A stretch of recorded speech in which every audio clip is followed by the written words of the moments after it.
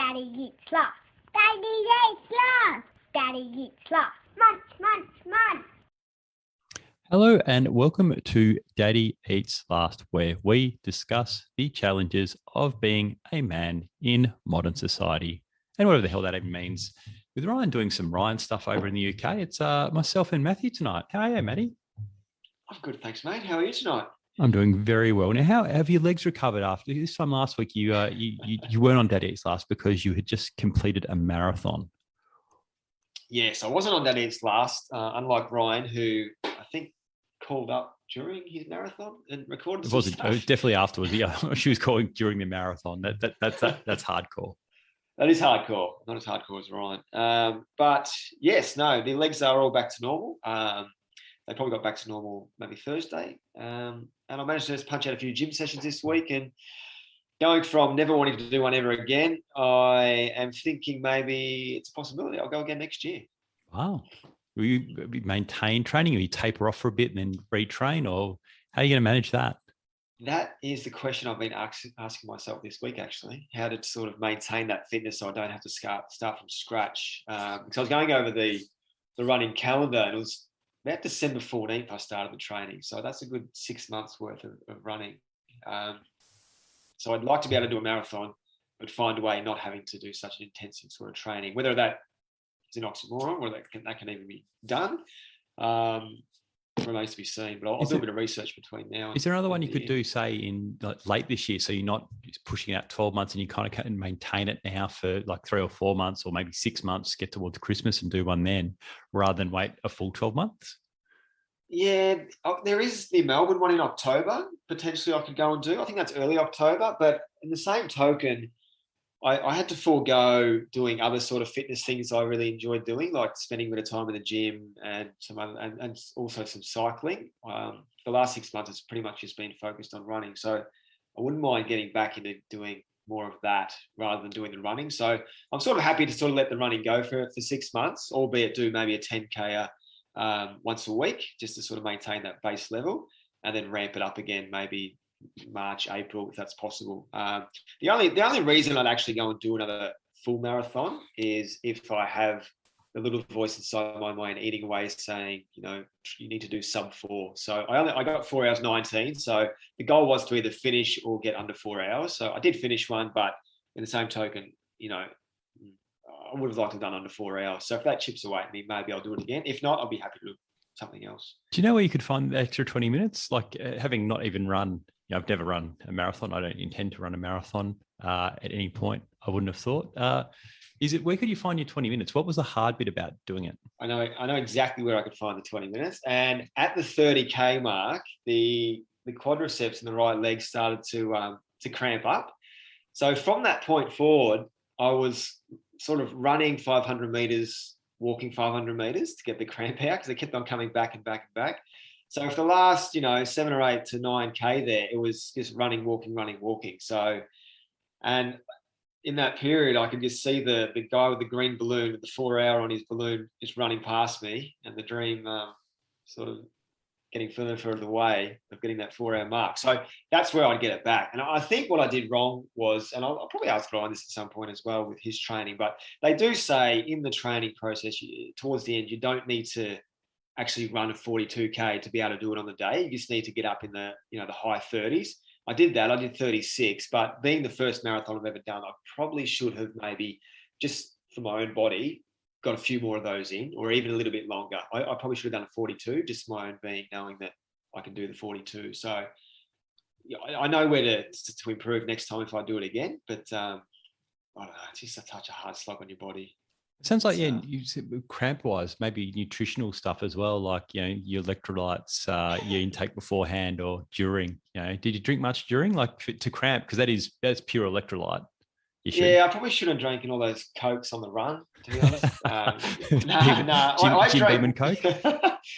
Yeah, just on the tables there. I'd quickly get the hip flask out and pour a bit in. But I drank more than I never drank before on a run on this one. I was taking every drink stop, I was pretty much throwing down a bit of water, which was not normal for me, because normally I avoid it to avoid a bit of. Maybe the water was the issue. It needed something in there to help with the cramps. It could have been. It could have been. But mate, there was it was a cracking weekend, and it's just the support out there. I was so surprised. Like, I know it's school holidays, but the amount of people out there at 6 a.m. in the morning on the side of the streets cheering people on was just awesome. An awesome feeling. It was a yeah. Yeah, I reckon. I know back in the day when we used to work together, we did a couple of. There was some BRW triathlons, which the firm got involved in. I did one of those. And I did a couple of triathlons before that as well.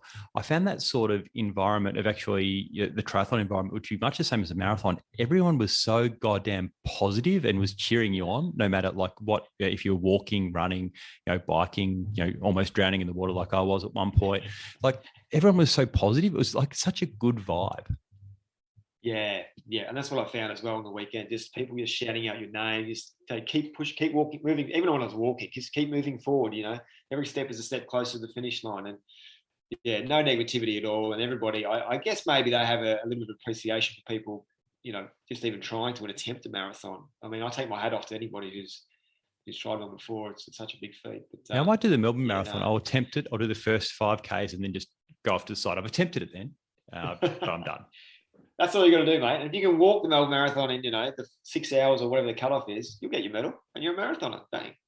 Yeah, 6 hours. Oh, I've started walking a bit more. I kind of cap out my run somewhere between 5 and 10Ks, but I don't think I've got a marathon. But you have been doing another marathon of sorts the last 3 weeks, which is school holidays. 3 weeks worth of school holidays. How's that been? Yeah, it's actually flown, to be honest. We had 3 weeks this year. For the first time, because Mia has moved to a high school and they have a 3-week break in the middle. So, which worked out really well because during COVID, when we couldn't travel interstate, we were looking at sort of Queensland-based holidays. And one of the ones we wanted to do was sort of go out to outback Queensland to Longreach, Winton, and the birthplace of Qantas and the dinosaur exhibitions they have out there.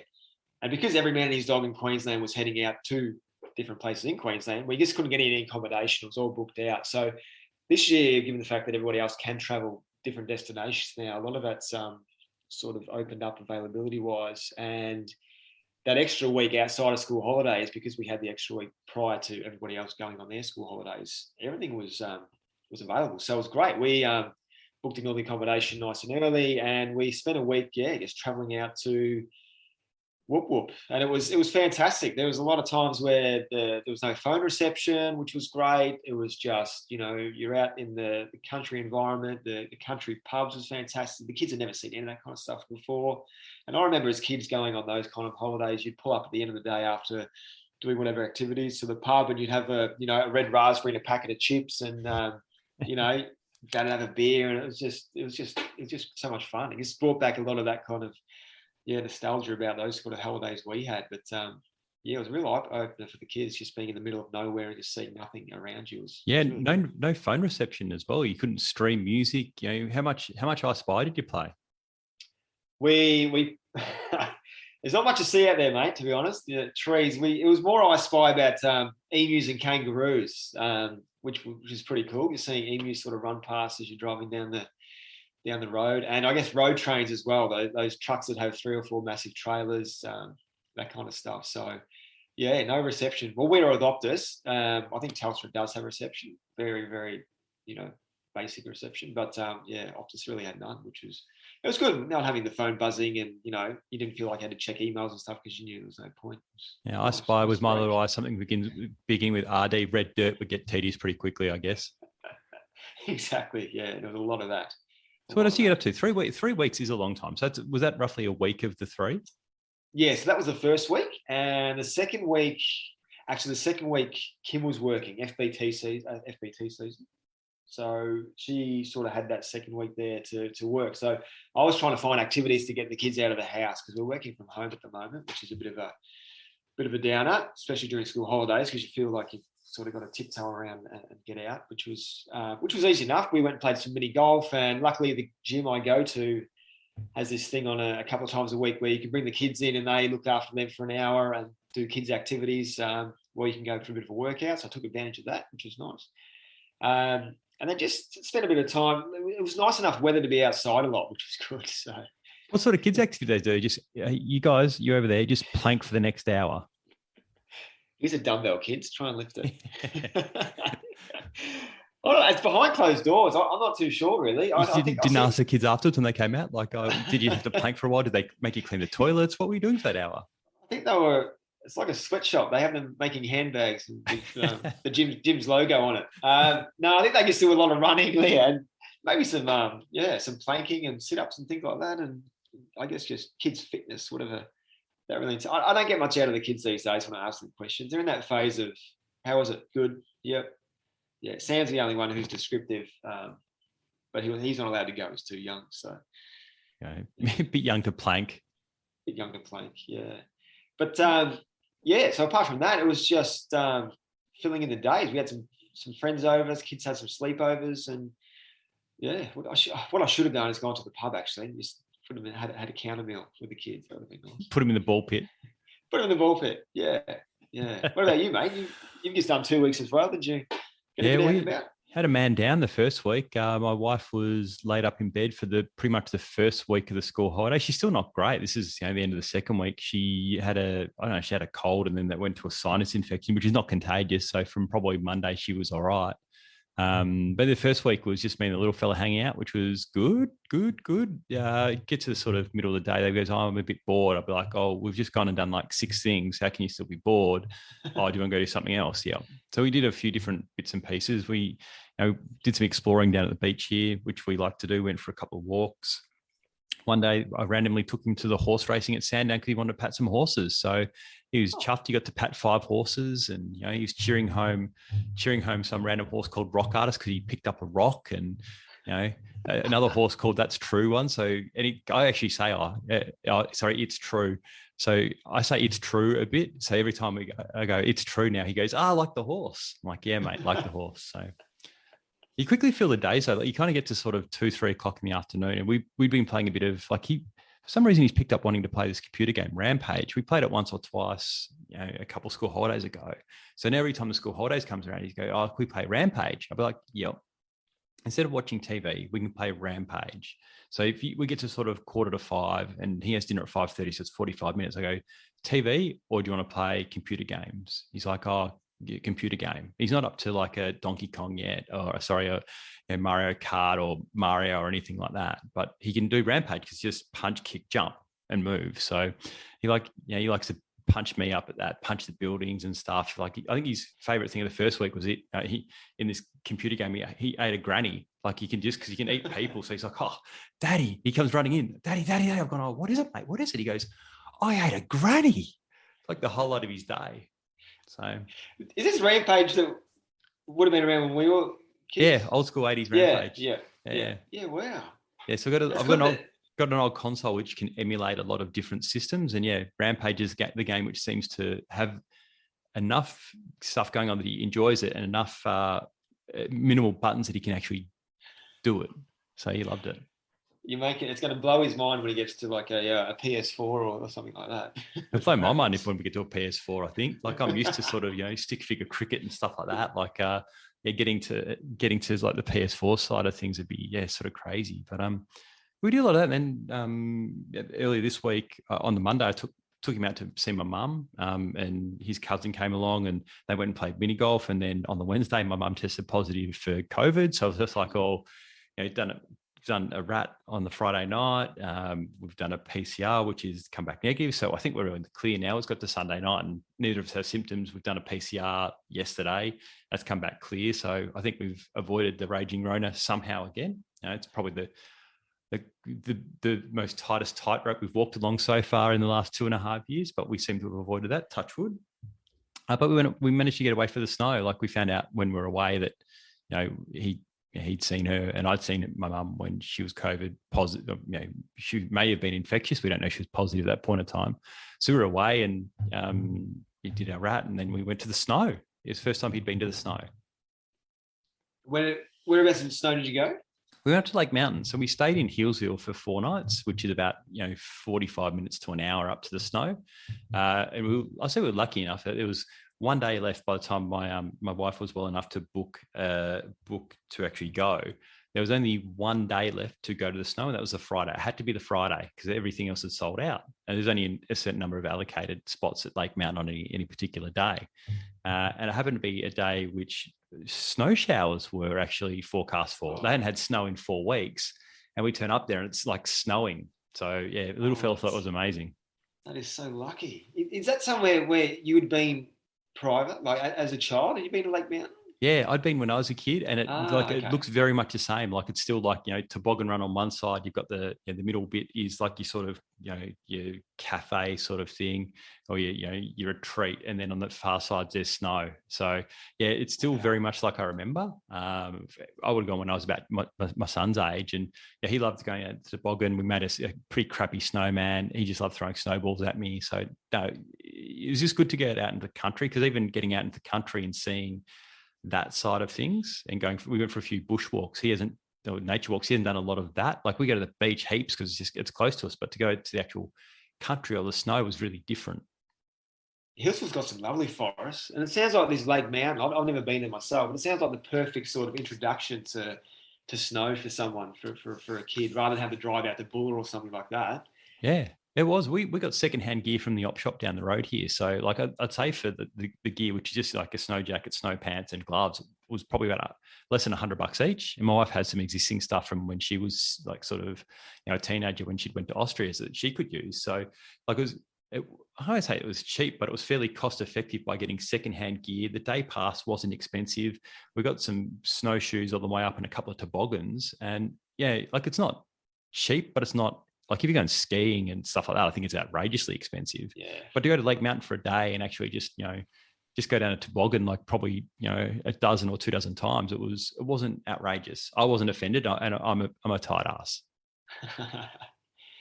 Yeah, it's amazing what you can pick up in those op shops as well in terms of that kind of gear. So we go op shops all the time. I picked up a couple of Roald Dahl books last week. Read, while we were away, I read was it Charlie and the Chocolate Factory, and then he goes, "Can we go find another book?" So we went up yesterday. We found James and the Giant Peach, and he got this cushion that he liked for $5. So we go to the op shop all the time and just kind of it's supporting it's supporting a charity, but we always pick up a couple of knickknacks, or I always pick up books, like books I might want to read or books that he might want to read. Yeah, giving something back. Like we haven't done that recently, but it's nice to take the kids in for a bit of a, here's a couple of bucks, because you get so much stuff for such a little price, and like you said, supporting the community. So that's the most important thing. Yeah, so we've got a curriculum day tomorrow, and then the little fella's back to school on Tuesday, which he's really looking forward to. I spoke to him a few times about it, especially in week 1. Like he's like, we had a couple of play dates in there. He's like, oh, I miss playing with my friends. I've gone, yeah, it's not really the same. Like I can be a substitute as much as I can. Like we'll wrestle and I'll chase him and he'll chase me and stuff like that. But it's not the same as hanging out with kids your own age. No. Or drawing his face. Yeah, that's right. That might have been in hindsight, that might have actually been the closest we got to having corona into our household, when the back in December last year, when the fella drew on his face and then tested positive for COVID the next day. That's probably the biggest risk we've had. We dodged a lot of bullets. Yeah, have you all had it, or did you only part of your household have it? 4 out of 5. So I don't think Sammy had it. No. But our neighbours have just the fourth in their house of 4 has tested positive, and that has spanned over maybe 2 months, I think. Wow! Since the first one got it, and they've just managed to not get it. They've all got it separately for whatever reason, but yeah, they're all done now. But they've gone the full house. It seems completely random. Like some people who've like lived with their spouse and not got it, and other people have just gone straight through the household. Like some of it in consecutive. It's like the worst version of Tats Lotto ever. Yeah, it is. Yeah. So what's next? What's up for? Is it school holidays have ended now? They're back to school this week. Officially, they're all in bed. So half an hour ago, it all finished. Yeah. They've got it. They've been watching Ninja Warrior, which I've never really watched, but I've been watching with the kids these school holidays, and tonight's the final, so they're missing out on that, unfortunately. But well, there's always you can pick up on one of those 9 goes or something. Exactly, they'll be able to watch it tomorrow at an age appropriate time before they go, after they finish school. Yeah. So what's on for your week, Ben? If it's freedom. Mate, I'm in the office this week with Kim, so it is back to the books. Yeah, it's tax season, mate. Bang. Get some It is refunds out too. of some people. I forget these sort of things now as a semi-retired accountant or retired from accounting, kind of.